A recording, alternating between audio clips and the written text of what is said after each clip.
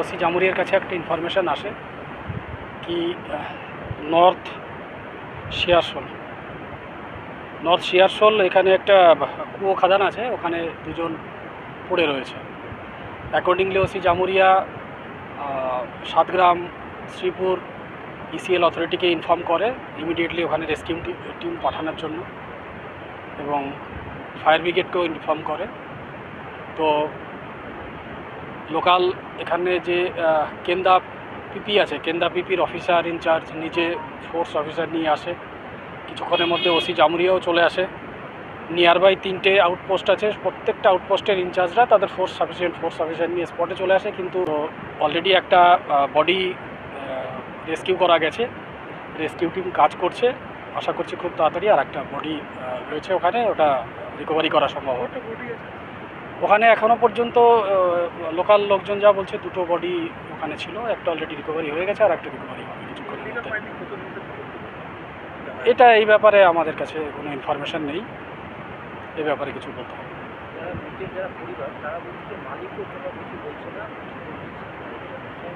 না। এটা পরে দেখা হবে, এটা পরে অথরিটির সঙ্গে ইসিএল অথরিটির সঙ্গে বসবে, যারা ডিসিজ বাড়ির লোকেরা কথাবার্তা বলে নিয়ে একটা নেগোসিয়েশনের জায়গায় আসার চেষ্টা করা হবে। এখন ফার্স্ট অফ অল বডিটা উঠুক, তো তারপরে দেখা যাবে কী করে।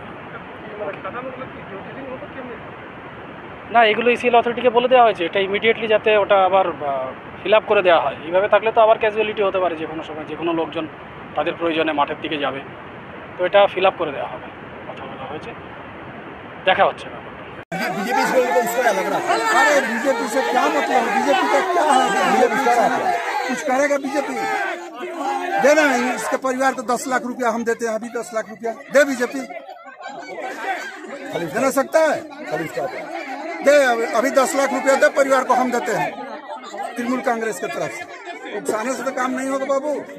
নমস্কার, আমি তিনঞ্জন, টিএসএনএম নিউজ আপনাদের স্বাগত। আপনারা জানেন আমাদের বিশেষ অনুষ্ঠান তুমি বলবে আমি শুনবো, এতে আমরা কিছু বলি না। আজ বলবে জামুরিয়ার এমএলএ হরেরাম সিং, বলবে সিপিএম নেতা, বলবে বিজেপি নেতা।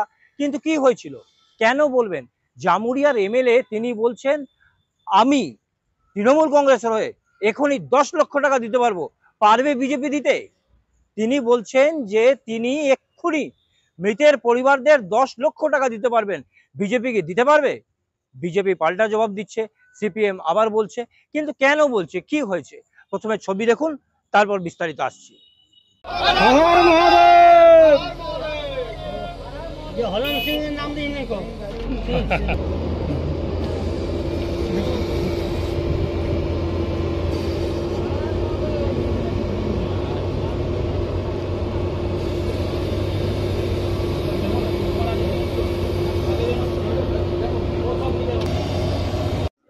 অবৈধ কয়লা খাদান, সেখানে হয়তো পেটের তাগিদে অথবা রোজগারের আশায় কয়লা কাটতে নামছে যুবকরা, এবং কেউ বলছেন মৃত্যু হয়েছে, কেউ বলছেন খুঁজে পাওয়া যাচ্ছে না, কেউ বলছেন আটকে আছে।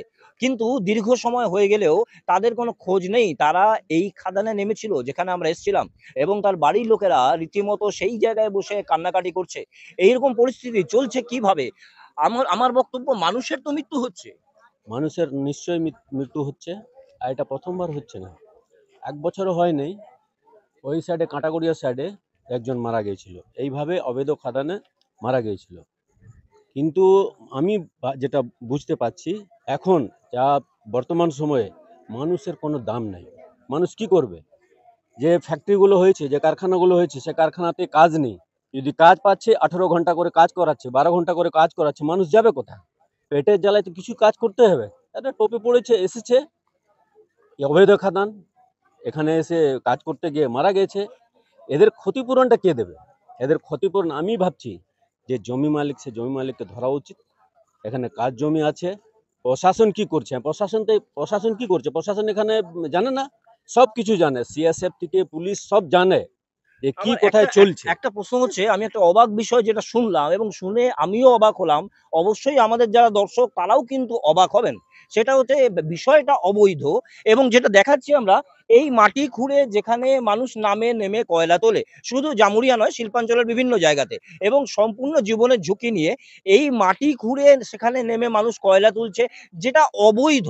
এবং প্রশাসনের পক্ষ থেকেও মানা হয় অবৈধ। সেখানে আবার মালিকানা কোথা থেকে চলে আসে? এই মালিকগুলো কারা, মানে কাদের এত ক্ষমতা? যাদের জমি রয়েছে আর কি, তারাই তো মালিক। তারা ছাড়া কি করে এটা সম্ভব? নিশ্চিতভাবে প্রশাসন থেকে শুরু করে সবাই যুক্ত আছে, তাছাড়া এই জিনিস হতে পারে? সব থেকে বড় দুঃখের বিষয় হচ্ছে আমরা শিল্পাঞ্চলে থাকি, আমাদের এলাকায় কলকারখানা রয়েছে, কিন্তু দুঃখের বিষয় হচ্ছে কলকারখানায় লোকাল ছেলে মেয়েদেরকে কাজ দেওয়া হয় না। তাদেরকে দেখা হয় আধার কার্ড, তাদের দেখা হয় ভোটার কার্ড। যখনই দেখে যে এই মানুষটি জামুরিয়া এলাকার বা এই আসানসোল বেল্টের, তখনই তাকে বাদ দেওয়া হয়, বলা হয় আপনি ঝাড়খণ্ড থেকে নিয়ে আসুন, বিহার থেকে যদি কাগজ আনতে পারেন তবে কাজ হবে। তাহলে আজকে যারা পেটের টানে এই কাজ করতে বাধ্য হচ্ছে, এর জন্য কি প্রশাসন দায়ী নয়? আপনি ভেবে দেখুন, মানুষ যে রোজগার করবে তাকে যদি সুযোগ না দেওয়া হয়, কার মানে এইরকম অবস্থা হয়? কতটা পেটে তাগিদ হলে পরে এইরকম একটা জীবনের ঝুঁকিপূর্ণ জায়গায় তারা কাজ করতে আসে, এবং তারাও কোনো মালিক নয়, তারাও দেখবেন হয়তো 300 টাকা 400 টাকা মজুরিতে কাজ করতে আসে। তাহলে আপনারা ভেবে দেখুন, প্রশাসন সব জানে, কিন্তু জানার পরেও কিন্তু কোনো রকম ব্যবস্থা তারা গ্রহণ করে না।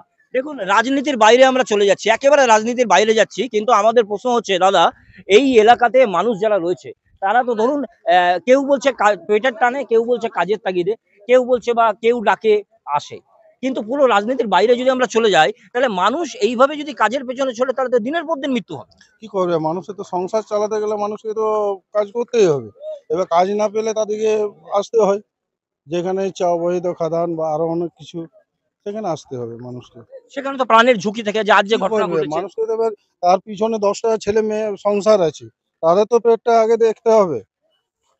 তাহলে এই কাজ না থাকার কারণ কি? আপনাদের এই এলাকা তো প্রচুর পরিমাণে ইন্ডাস্ট্রি আমাদের রয়েছে। এখানে তো প্রচুর কারখানাতে কোনো কাজ দিচ্ছে না, কোথাও কোনো কাজ পাচ্ছে না বলে তাদেরকে বাধ্য হয়ে আসতে হচ্ছে।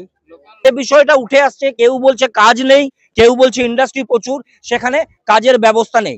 আমরা রাজনীতির মধ্যে যাচ্ছি না, আমরা সাধারণভাবে একেবারে আমাদের একটা প্রশ্ন যেটা হচ্ছে যে দাদা, এই যে জায়গা, কেউ বলছে কাজ নেই, কেউ বলছে প্রচুর ইন্ডাস্ট্রি কাজ পায় না, এলাকার লোকেরা তারা এই কাজে আসে, এটাই কি ভবিষ্যৎ? এইভাবেই মৃত্যু? পশ্চিমবাংলার বর্তমান ভবিষ্যৎ এটাই। যতক্ষণ না সরকার চেঞ্জ হচ্ছে, এটা কি জন্য আসছে বলুন? 400 টাকার জন্য কি জন্য আসছে? কাজ নাই। কারু বয়স্ক মা আছে, বয়স্ক বাবা আছে, বিয়ে করেছে, ছোট ছোট বাচ্চা আছে, খাওয়াবে কি? ওই 400 টাকার জন্য ওই পরিবারটাকে বাঁচানোর জন্য নিজের জীবনগুলো দিয়ে দিচ্ছে। একদমই তাই। আমাদের আরেকটা বিষয়, বাড়ির লোক যারা রয়েছে, যারা কান্নাকাটি করছে, তারা যে বক্তব্যটা দিচ্ছে যে মালিক ডাকে আসে, তো এই জায়গাটাই তো পুরো ইল্লিগাল, অবৈধ, এই কাজটাই অবৈধ। মালিক এখানকার মালিক টিএমসি সরকার, সরকারের যে গুন্ডা বাহিনীগুলো আছে যারা লুট করে এই ইলেকশনের সময়, তারাই এখানকার মালিক। ওরাই এখানকার পুলিশ প্রশাসন মালিক, ওরাই এইটা ওরা করাচ্ছে। মালিক হইতে লোকাল প্রশাসন, অ্যাকচুয়ালি মালিক এই মানুষই বলছে, মানুষ এইখানে ডাইরেক্টলি বলছে এখানকার পুলিশ প্রশাসনই মালিক, আর ওরাই চুরি করাচ্ছে। দেখো, একদমই তাই। সেই বিষয়টা, যে জায়গাটা আমরা দাঁড়িয়ে আছি, একটা কয়লা খাদান, সেই খাদানটা কিন্তু সরকারি নয়, অর্থাৎ ইসিএল এরও নয়, অথবা ডাব্লিউবিপিডি, সিএলটিএল আরো যারা আছে সংস্থা, তাদেরও নয়। একটা মাঠ, সেখানে বাঁশ দেওয়া রয়েছে এবং সেখানে মাটি খোঁড়া হয়েছে, সেখান থেকে কয়লা তোলা হবে। আমরা বারবার বলছি, একটা জায়গা না, শিল্পাঞ্চলের বহু জায়গায়। আমরা কিছুদিন আগে দেখিয়েছিলাম আসানসোল, উত্তর আসানসোলের ভানোরা, সেখানে আমরা নিজেরা প্রায় 70 ফিট সোজা নেমে তারপরে আমরা হাফ কিলোমিটার ভেতর পর্যন্ত গেছিলাম। চিত্র কিন্তু সেই একই রকম। সবচেয়ে আশ্চর্যের বিষয়, বাড়ির মহিলারা তারা কাঁদছে, তারা আশা করে আছে মালিক হয়তো কিছু বলবে, মালিক হয়তো কোনো ক্ষতিপূরণ দেবে, কিন্তু এই অবৈধ ব্যবসার আদৌ কোনো মালিক হয় নাকি? যদি মালিক হয়, তারা মালিকটা হলো কিভাবে?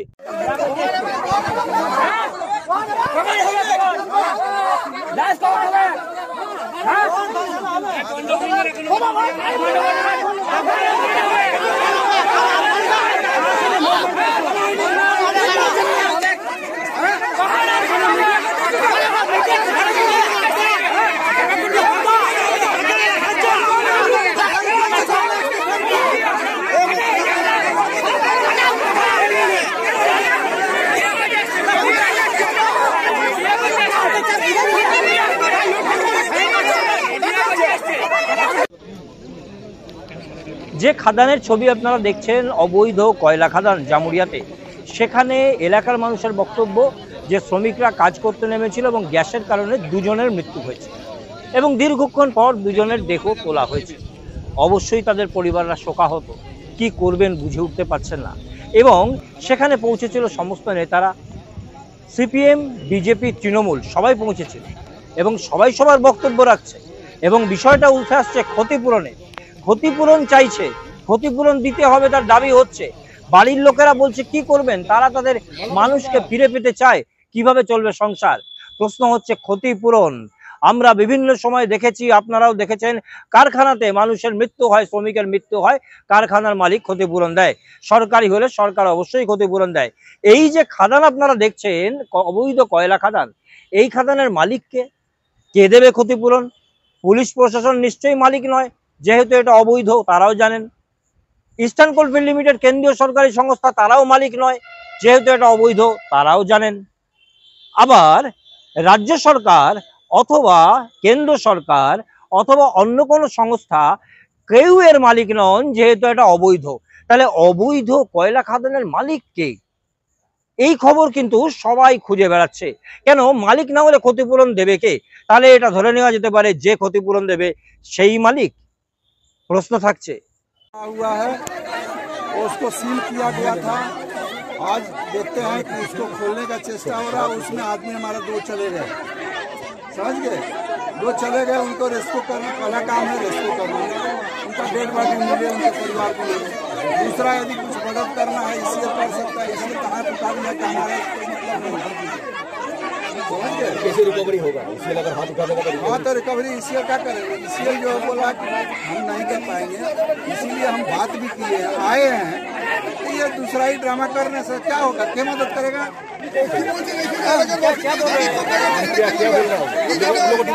पूछ रहे डिमांड है, डिमांड क्या है और क्या हल्ला करने से क्या होगा? डेड बॉडी बेराई नहीं, सही जन हल्ला कर तो निकलने के आप तो हो रहा है। मशीन आ गया, सब कुछ व्यवस्था करके हम आ रहे हैं यहाँ पर देखने के लिए। उसके बाद भी लोगों को नाराजगी होगा। उसके घर के परिवार का आदमी चला गया है, इसके लिए हमको तकलीफ नहीं है। हम लोग आज भी साथ हैं, हमारे सुबह से कार्यकर्ता लगे हुए हैं। एक बॉडी का निकला, एक बॉडी निकला, एक बॉडी के लिए हमारा प्रशासन से लग करके सारा हमारा कार्यकर्ता यहाँ का लगे हुए हैं। उसके बावजूद भी यदि कोई इसी को उकसाना है तो बीजेपी से उसका लग रहा है। अरे बीजेपी से क्या मतलब, बीजेपी का क्या है? बीजेपी कुछ करेगा? बीजेपी देना नहीं। इसके परिवार को 10 लाख रुपया हम देते हैं, अभी 10 लाख रुपया दे बीजेपी।